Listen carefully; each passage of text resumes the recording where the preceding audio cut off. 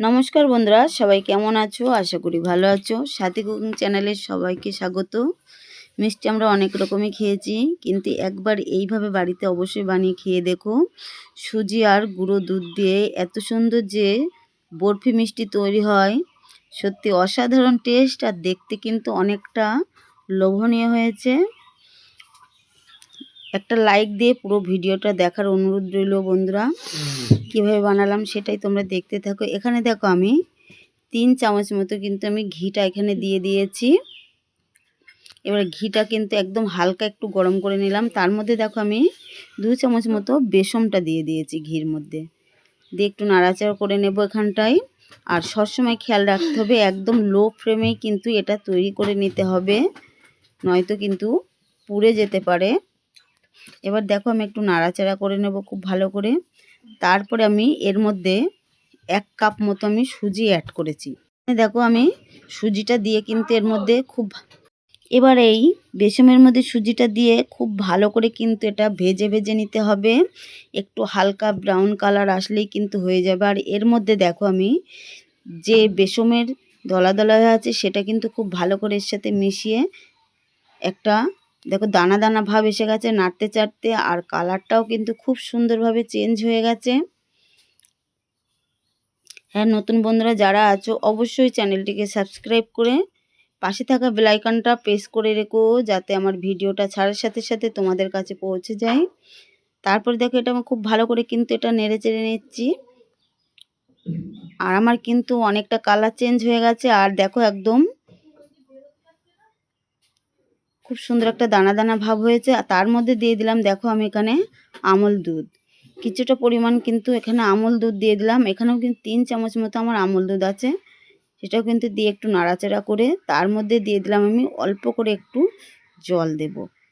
তোমরা চাইলে দুধ দিয়েও তৈরি করতে পারো, লিকুইড দুধটা দিয়ে। এবার আমি এই জলটা দিয়ে খুব ভালো করে এটা নেড়ে চেড়ে নেব। অল্প অল্প করে জল দেব আর এটা কিন্তু তৈরি করে নেব দেখো। আর এইটা কিন্তু ভাজতে ভাজতে একদম এরকম একটা দানা দানা ভাব এসে যাবে। আর এর মধ্যে যাতে কোনো ডেলা ডেলা ভাব না থাকে সেইটা কিন্তু লক্ষ্য রাখতে হবে। আর এই খুন্তিটা দিয়ে খুব সুন্দরভাবে চেপে চেপে কিন্তু এটা নেড়ে চেড়ে নিতে হবে। তারপরে দেখো আমি এইদিকে একটা চিনির শিরা তৈরি করব। 1 বাটি মতো কিন্তু এখানে আমি চিনিটা দিয়ে দিলাম। দিয়ে আমি ওই বাটির মাপ করেই কিন্তু এখানে আমি কিছুটা জল দিয়ে দেব। বেশি কিন্তু দেবে না বন্ধুরা, ঠিক যেই মাপের কিন্তু চিনি নিয়েছো ঠিক সেই মাপ করেই কিন্তু জলটা নিতে হবে এখানে। তারপরে দেখো আমার এখানে কিন্তু ফোটানোর জন্য একদম গ্যাসের ফ্লেমটা জোরে দিয়েছিলাম। আর দেখো আমি কীরকম শিরাটা তৈরি করছি। এখানে দেখো হাতের মধ্যে দিলে একটা হালকা একটু চিটচিটে ভাব আসবে, তবে বুঝতে পারবে যেটা হয়ে গেছে আমার। এবার কিন্তু আমার এটা প্রায় হয়ে এসেছে। আর আমি কিন্তু গ্যাসের ফ্লেম একদম লো করে দিয়েছি। এইবার দেখো আমার এটা যে দানা দানা ভাব হয়েছে এর মধ্যেই কিন্তু আমি চিনির শিরাটা দিয়ে দেব। সম্পূর্ণটা এর মধ্যে দিয়ে দেব, দিয়ে ভালো করে কিন্তু নেড়ে চেড়ে নেব যত সময় না একটা সফট ডো তৈরি হয়। আর এটা কিন্তু একটু দানা দানা ভাব থাকলেই কিন্তু খেতে কিন্তু অসাধারণ স্বাদ হবে বন্ধুরা। খুব সুন্দর একটা ফ্লেভার আসবে। এখানে দেখো আমি গোলমরিচের গুঁড়ো আর এলাচের ফলের যেটা থাকে সেটা আমি কিন্তু গুঁড়ো করে দিয়েছি এর মধ্যে, তো খেতে কিন্তু খুব সুন্দর একটা স্বাদ আসবে এটার জন্য। এবার আমি কিন্তু আরেকটু এখানে নাড়াচাড়া করব যতবেলা না একটা ডো তৈরি হয়ে আসে। দেখো আমার এখানে খুব ভালো করে কিন্তু তৈরি হয়ে গেছে খুব সুন্দর একটা ডো। আমি কিন্তু আরও 2-1 মিনিট কড়াইয়ের মধ্যে কিন্তু ভালো করে নেড়ে চেড়ে নেব। দেখো খুব সুন্দরভাবে এখানে নেড়ে নিচ্ছি। আর এই মিষ্টিটা কিন্তু বন্ধুরা খুব কম টাইমের মধ্যেই কিন্তু তৈরি করে নিতে পারবে। অনেকটা লোভনীয় একটা মিষ্টি রেসিপি, অবশ্যই তোমরা বাড়িতে ট্রাই করে দেখতে পারো। খুব ভালো লাগে খেতে এই মিষ্টিটা। তারপরে দেখো আমি একটা থালা নিয়েছি। এবার থালার মধ্যে কিন্তু স্টিলের থালা। এবার এর মধ্যে কিন্তু আমি অল্প করে একটু তেল ব্রাশ করে নেব হালকা করে, যাতে এটার মধ্যে সেট করে দেওয়ার পরে খুব সহজেই উঠে যায়।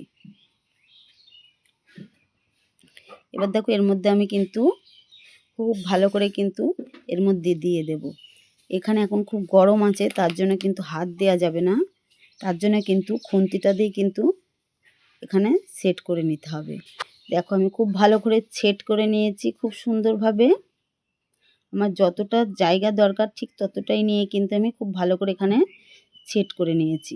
এবার দুই পাশ থেকে একটু চেপে চেপে দিচ্ছি, একটা সমান ভাব করে, কাটার সময় যাতে কোনো অসুবিধা না হয়। তাহলে মিষ্টিটা তৈরি করতে বন্ধুরা খুব সহজেই কিন্তু আমরা তৈরি করে নিলাম।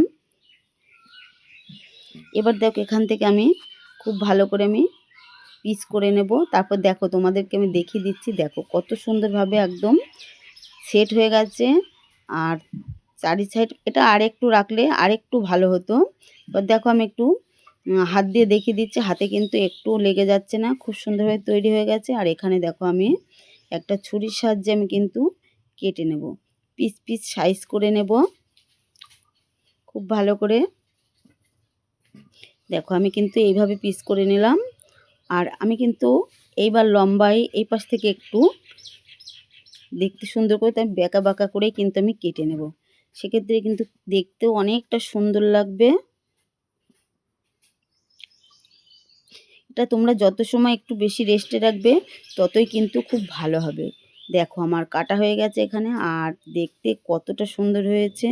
সবাই ভালো থেকো বন্ধুরা, সুস্থ থেকো। তোমাদের সাথে আবার নতুন ভিডিও পরবর্তী দিনে একটা রেসিপি নিয়ে চলে আসবো।